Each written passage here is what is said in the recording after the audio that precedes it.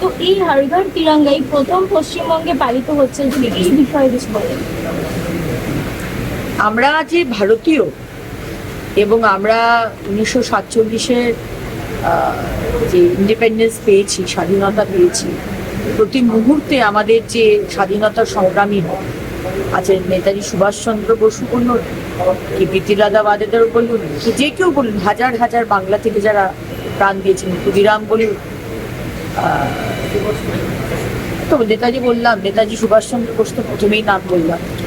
আজকে সেই proud feel করা যে আজকে, এবং রিয়েলাইজ করা যে আজকে কত কষ্ট করে কত লোকের জীবন দিয়ে আজকে এই স্বাধীনতা পেয়েছি। সেই স্বাধীনতা পেয়ে যে দেশটা পেলাম, যে রাজ্যটা পেলাম, সেটাকে পরিষ্কার রাখা, সেটাকে নিজে অনেস্ট থাকা, নিজের মানে দায়বদ্ধ থাকা সরকারের প্রতি এবং মানুষের প্রতি, আমাদের যে কাজ অ্যাজ আ সিটিজেন সেটাকে করা। একটা সিটিজেন তো আর ব্রিজ বানাবে না, কিন্তু সে ময়লা ফেলবে না, সে করাপশন করবে না, সে ঘুষ নেবে না, প্রতিবাদ করবে অন্যায়, সেটা আমার মনে হয় আমাদের করা দরকার। এই যে তিরঙ্গা যাত্রা দিয়ে এই যে গৌরবটা, এই যে গর্ব সে বলো হাম হিন্দু হ্যায়, যেটা স্বামী বিবেকানন্দ বলেছিলেন, এই ফিলিংসটা মাননীয় প্রধানমন্ত্রী আমাদের আরো বেশি করে এনেছেন সারা ভারতবর্ষে। যে স্বাধীনতা আমরা পেয়েছি অনেক কষ্ট করে, অনেকের বলিদান, তার জন্য আমরা এই পেয়েছি, সেটা আমাদের রিয়েলাইজ করতে হবে, যেটা আগের কোনো সরকার আমাদের তিরঙ্গা যাত্রা সেইভাবে করতেই দেয়। পুলিশ পারমিশনই দিত না। আজকে মাননীয় মুখ্যমন্ত্রীর নেতৃত্বে গতকাল শুরু হলো তিরঙ্গা যাত্রা, এবং 10 তারিখে প্রায় 25 থেকে 30 হাজার সাধারণ মানুষ, তাদেরকে নিয়ে আমরা তিরঙ্गा যাত্রা করব এবং সারা মানে ভারतवर्ष से। इलीगल पार्किंग का विषय हम लोग बहुत इम्पोर्टेंस देकर देखते हैं। आप लोग, साधारण लोग, आम जनता बहुत दिक्कत में हो रहे हैं।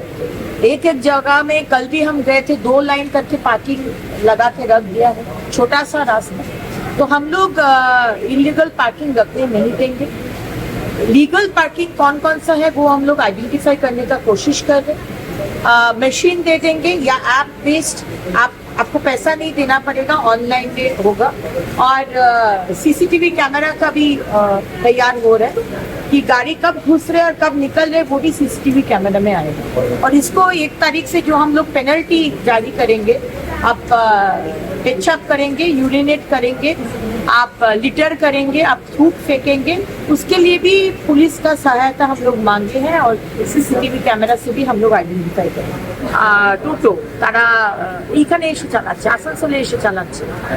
আসানসোলে যারা টোটো চালক তারা রুট পাচ্ছে না, কিন্তু ঝাড়খণ্ডের লোকেরা এসে চালাচ্ছে। আবার কি শুনলাম, তারা নাকি আবার পেট্রোল দিয়ে চালাচ্ছে, মানে তাদের নাকি আবার মানে 100 টাইমস বেশি পলিউশন হয়।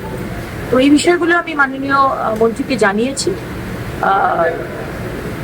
ইলিগাল পার্কিং বা রাস্তায় যানজট করা, যেখানে যে কোনো জায়গায় আমি একটা পার্কিং বানিয়ে নিলাম, সে টোটো হোক, অটো হোক, পাবলিক বাস হোক।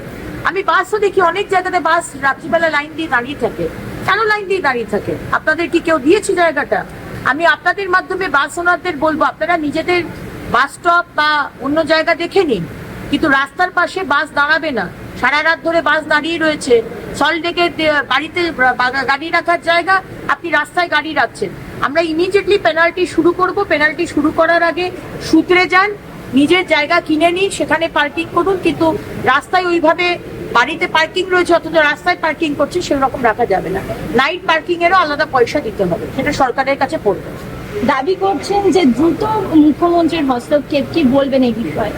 আন্দোলন করতেই পারে, আন্দোলন তো গণতান্ত্রিক অধিকার, কিন্তু তারা আন্দোলন করা মানেই যে তাদের কথা শোনা হবে সেটা নয়। আমার এই বিষয়ে কোনো কিছু বলার নেই, কারণ কি এই বিষয়টা এডুকেশন দপ্তর, তারা বিষয়টা দেখবেন, মাননীয় মুখ্যমন্ত্রী আছেন, উনি দেখবেন। এই বিষয়ে আমি কোনো কমেন্ট করবো বা দল বিরোধী কোনো কাজকে কোনোভাবেই দল রেয়াত করবে না।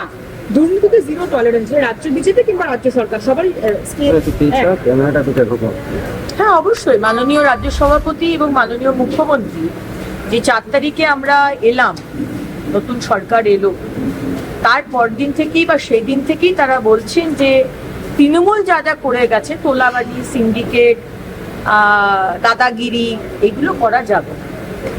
এবং যারা 4 তারিখে হয়ে গেছেন, মানে রাতারাতি যারা টিএমসি ছেড়ে বিজেপি হয়ে গেছেন, এখানে সব রং লাগিয়ে জয় শ্রীরাম পতাকা নিয়ে, তাদেরকেও কিন্তু ছাড়া হবে না। যে কেউ, সে দলের হোক দলের বাইরের হোক, 4টে হেল্পলাইন নাম্বার দেওয়া আছে। সিন্ডিকেট যে চালাচ্ছে, ঘুষ নিচ্ছে, ইলিগাল টোল ট্যাক্স চালাচ্ছে এবং স্পুরিয়াস মদের ঠেক চালাচ্ছে, তাদেরকে কিন্তু সেই বিষয়ে কোনো কিছু জানতে পারলে আমাদের অবশ্যই জানান এবং আমরা ইমিডিয়েটলি স্টেপ নেব। এর মধ্যে কয়েকটা ঘটনা আসানসোলের মধ্যেও হয়েছে। আমি যেই দেখতে পেয়েছি সামাজিক মাধ্যমে ভিডিওটা, বা আমাকে কেউ পাঠিয়েছে, আমি পুলিশকে ফোন করার আগে সিপি বলছে অলরেডি অ্যারেস্ট হয়ে গেছে। এটা কিন্তু একই পুলিশ। এই পুলিশ কিন্তু নতুন রিক্রুটমেন্ট হয়নি। 15 বছর যারা চোরেদের না ধরে সাধারণ মানুষকে প্রবলেম করেছে, আজকে সেই পুলিশই 24 ঘন্টাও যায় না চোর ডাকাত ক্রিমিনাল তাদেরকে।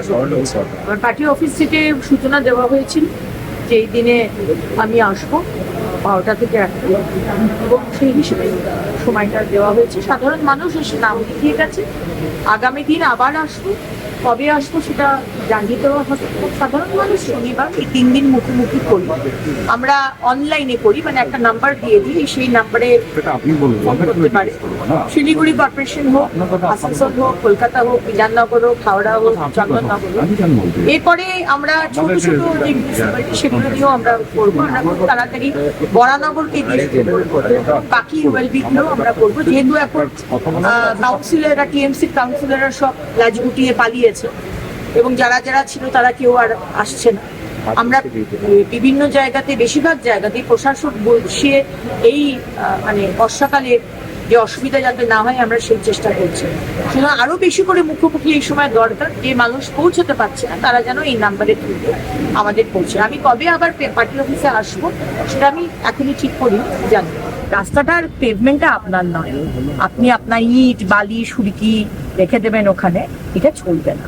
আমি একটা হিউজ মানে পেনাল্টি এই বিল্ডারদের ওপর দেবো, সতর্ক হয়ে যান।